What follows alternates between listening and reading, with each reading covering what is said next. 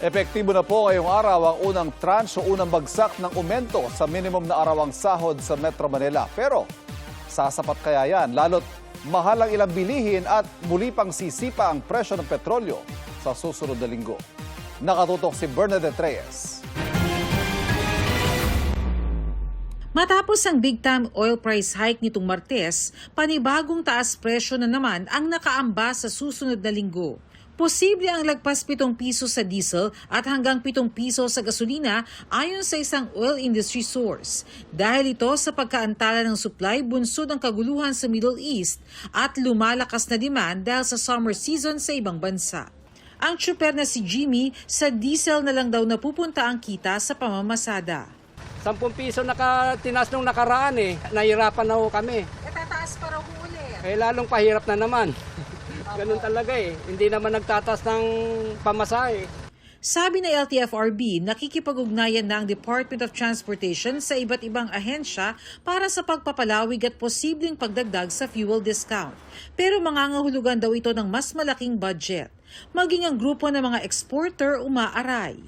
Tumataas naman yung fuel. Yung mga pinoproduce ng mga kumpanya na maapektuhan, marami doon, yung mga dilata natin dyan. Pinoproduce ng mga multinational, ng mga large, tsaka medium.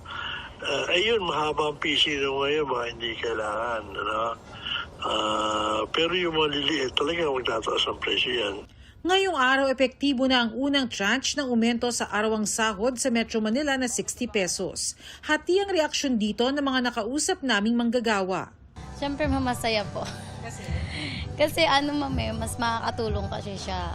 Lalo na po may baby na. Tataas lang yung sahod, wag naman yung piliin. Kasi parang mawawala din yung tinaas nila. Siyempre, hindi naman lahat nagtataas yung sweldo. Tapos parang sabay-sabay yung gastusin, mataas din sa mga eskwelahan, di ba? Yung mga electricity natin, maraming nagtatas. Kulang pa rin sa isang araw po. Kasi marami din po kasi akong anak. Ayon sa Employers Confederation of the Philippines, bukod sa mahihirapan ng mga maliliit na negosyanteng ipatupad ang dagdag sahod, posibleng may epekto rin daw ito sa presyo ng mga bilihin. For the first time, doon sa Regional Wage Board, nag-descent ang ECOP, kasi medyo natataasan kami doon sa 85 pesos. Dahil ginamit nilang formula, yung usual na tama naman yung proseso, hindi nila kinonsider na wartime, inflation, mataas. Ang ginagawa ng mga kumpanya, pagka nagtaas ang sweldo, hindi nila kaya, tinataas yung presyo nila.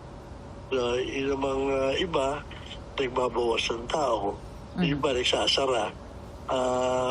Unfortunately, dito sa Metro Manila, 90% ng enterprises natin is micro. Ang salon owner na si Hector, hindi na raw muna magtataas ng singil sa salon services dahil baka lalong humina ang negosyo. Susunod daw sila sa pagpapatupad ng dagdag sahod, pero sana raw makatulong din ang mga empleyado na lumakas ang kita. Walang problema kung itataas yung sahod ng mga like 755. So, sa akin naman, kailangan kung magtataas ako ng sahod doon sa mga employees, see to it na sila ba, productive ba doon sa ginagawa nilang service doon sa mga kliyente. So, kailangan sila pa lang magpursige para itaas ko rin yung sahod nila. Bernadette Reyes, Nakatutok, 24 Oras.